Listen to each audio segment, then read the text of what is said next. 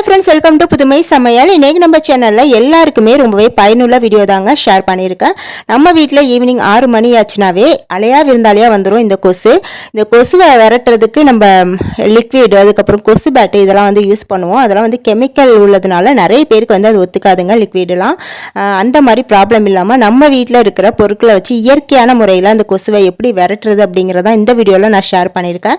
இதை வந்து நான் 2 முறையில் உங்களுக்கு ஷேர் பண்ணியிருக்கேன். நீங்கள் எந்த மெத்தட் வேணாலும் ட்ரை பண்ணி கொசுவை வந்து விரட்டலாங்க. ரொம்பவே ஈஸியான மெத்தட் தான், நல்ல 100% வந்து ஒர்க் ஆகுங்க. நீங்கள் ட்ரை பண்ணி பார்த்துட்டு அதுக்கப்புறம் எனக்கு கமெண்ட்டில் சொல்லுவீங்க. வீடியோவை ஸ்கிப் பண்ணாமல் பாருங்கள். ஓகே, வாங்க இந்த சூப்பரான வீடியோக்குள்ளே போய் பார்க்கலாம். இப்போ ஃபர்ஸ்ட் மெத்தட் பார்த்துடலாம். இதுக்கு பார்த்தீங்கன்னா ஒரு அகல் விளக்கு எடுத்துக்கலாங்க. இதில் வேப்பெண்ணெய் இருக்குது பாருங்கள், அது ஃபுல்லாக வந்து ஊற்றிக்கலாம். வேப்பெண்ணெய் இல்லை உங்ககிட்ட அப்படின்னா விளக்கெண்ணெய் இருக்குது பாருங்கள், அது சேர்த்துக்கோங்க. ரெண்டில் ஏதாவது ஒன்று சேர்த்துக்கலாம். முடிஞ்ச அளவுக்கு வேப்பெண்ணெய் சேர்க்குற மாதிரி பார்த்துக்கோங்க. இப்போ வேப்பெண்ணெய் சேர்த்தோன்னா இதில் வந்து ஒரே ஒரு பூண்டு பல்லை வந்து தோலோடையே நல்லா நசுக்கி இது உள்ளே போட்டுக்கணுங்க. பூண்டு தூள் போட்டோடனே பார்த்தீங்கன்னா அந்த வேப்பெண்ணெய் வந்து பூண்டு தூள் வந்து நல்லா உறிஞ்சிக்கோங்க. அப்போ உறிஞ்சதுக்கப்புறம் மறுபடியும் வந்து மேலே கொஞ்சமாக வேப்பெண்ணெய் விட்டுட்டு நம்ம திரி போட்டு விளக்கு ஏற்றிக்கலாங்க.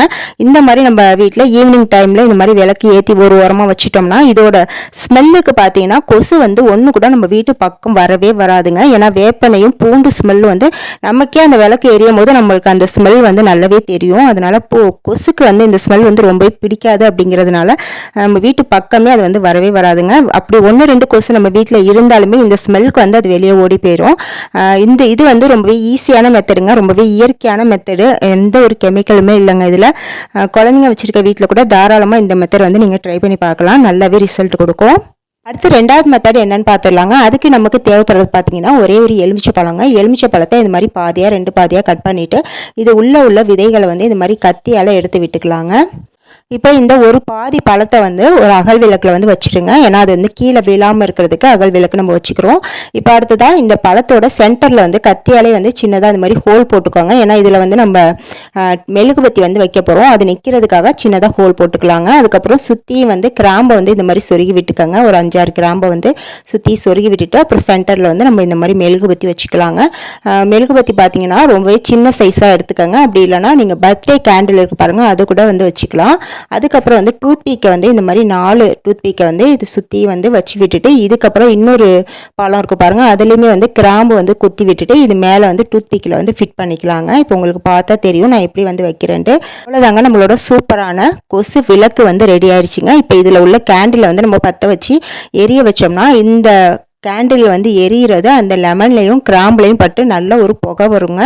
இப்போ இந்த டைமில் நீங்கள் கேட்கலாம், நம்ம வச்சுருக்க அந்த டூத்பிக் வந்து கேண்டில் எரியும் போது எரிஞ்சிடாதா அப்படின்ட்டு. அது வந்து எரியாதுங்க. ஏன்னா நம்ம ஃபேன்லாம் ஆஃப் பண்ணிட்டு தான் நம்ம இதை கொளுத்தி வைக்க போகிறோம். அதனால் எரியாதா. அப்படி உங்களுக்கு எரியும் அப்படின்னு ஒரு வேளை பயமாக இருந்துச்சுன்னா உங்கள் வீட்டில் கட்டு கம்பி, இந்த மாதிரி மெலிசான கட்டு கம்பி இருந்தால் எடுத்துக்கோங்க. அப்படி இல்லைனா நம்ம குழந்தைங்களோட மெட்டல் வளையல் இருக்குது பாருங்கள், அதை கூட எடுத்துக்கலாங்க. 2த்துல ஏதாவது வந்து எடுத்து கட் பண்ணிவிட்டு அதை வந்து குச்சி மாதிரி வளைச்சி விட்டுட்டு நீங்கள் அதில் வந்து சொருகி க்கலாம். அதாவது டூத்பிக்கு பதிலாக நீங்கள் இந்த கட்டு கம்பி இல்லைனா வலையில் வந்து நம்ம சொருக்கி வச்சுக்கலாங்க. அப்போ வந்து உங்களுக்கு தப்பி தவறி அந்த நெருப்பு வந்து அதில் பட்டா கூட அது எரியறதுக்கு வாய்ப்பு இல்லைங்க, லேசாக சூடாக தான் ஆகும்.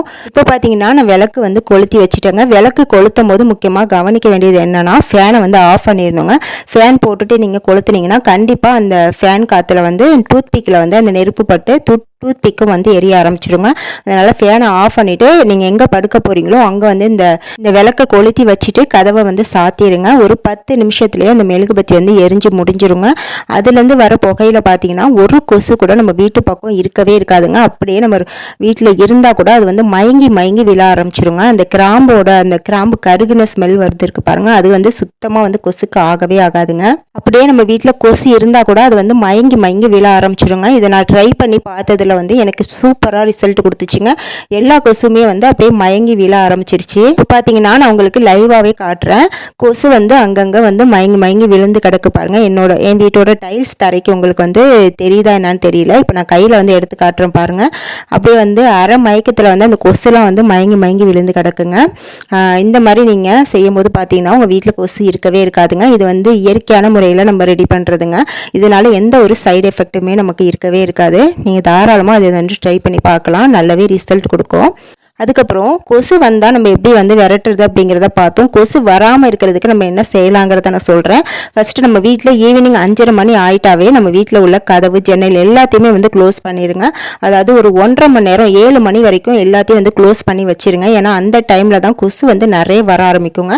அதனால் அந்த டைமை ஃபுல்லாக க்ளோஸ் பண்ணி முடிச்சிருங்க. அப்போ வந்து நமக்கு வீட்டில் கொசு வரவே வராது. அதுக்கப்புறம் நம்ம 7 மணிக்கு மேலே ஓப்பன் பண்ணி விட்டுக்கலாம். முடிஞ்ச அளவுக்கு பார்த்தீங்கன்னா நம்ம வீட்டில் உள்ள பொருட்களை வச்சு இயற்கையான முறையில் நம்மளே கொசுவரட்டி ரெடி பண்ணி யூஸ் பண்ணுறது தாங்க ரொம்பவே நல்லது. ஏன்னா கெமிக்கல் லிக்விட்லாம் வந்து வாங்கி யூஸ் பண்ணுறது எல்லாருக்குமே வந்து ஒத்துக்காதுங்க. முக்கியமாக குழந்தைங்களுக்கு ஒத்துக்காது. அதனால இந்த மெத்தட் நீங்கள் ட்ரை பண்ணி பாருங்கள், நல்லாவே ரிசல்ட் கொடுக்கும். அடுத்து ஸ்கூல் போகிற பசங்களுக்கு வந்து கொசு கடிக்காமல் இருக்கிறதுக்கு இன்னொரு டிப் வந்து நான் இதோட சொல்கிறேங்க.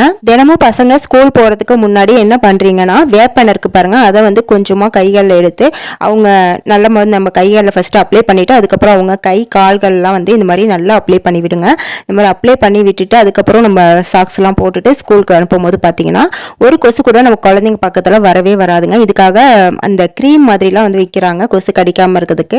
அதெல்லாம் வந்து நம்ம வாங்கி யூஸ் பண்ணணும்னு அவசியமே இல்லைங்க. இந்த வேப்பனை போதும். இந்த வேப்பனை வந்து நல்லா தடை விட்டுட்டு ஸ்கூலுக்கு அனுப்பும்போது பார்த்தீங்கன்னா இந்த வேப்பனையோட வாடைக்கு வந்து ஒரு கொசு கூட நம்ம குழந்தைங்க பக்கத்தில் வரவே வராதுங்க. கொசு கடியினால நிறைய வியாதிகள் வந்து வருதுங்க. முக்கியமாக குழந்தைங்களை தான் ரொம்பவே பாதிக்குது. இந்த மாதிரி நம்ம செய்யும் போது பார்த்தீங்கன்னா அந்த வியாதிகள் வந்து நம்மளையும் நம்ம குடும்பத்தையும் வந்து நம்ம பாதுகாத்துக்க முடியுங்க. இந்த வீடியோவில் சொன்ன எல்லா குறிப்புகளுமே உங்களுக்கு பயனுள்ளதாக இருக்கும்னு நினைக்கிறேன். வீடியோ பிடிச்சிருந்தா மறக்காம ஒரு லைக் கொடுத்துருங்க. ஃபர்ஸ்ட் டைம் என்னோட சேனல் இப்போ தான் நீங்கள் பார்த்துருக்கீங்க அப்படின்னா மறக்காம சப்ஸ்கிரைப் பண்ணி வச்சுக்கோங்க. அப்போ தான் நான் நெக்ஸ்ட் போகிற வீடியோ வந்து உங்களுக்கு நோட்டிஃபிகேஷனில் வரும். நெக்ஸ்ட் சூப்பரான வீடியோவில் வந்து மீட் பண்ணுறேன். தேங்க்ஸ் ஃபார் வாட்சிங்.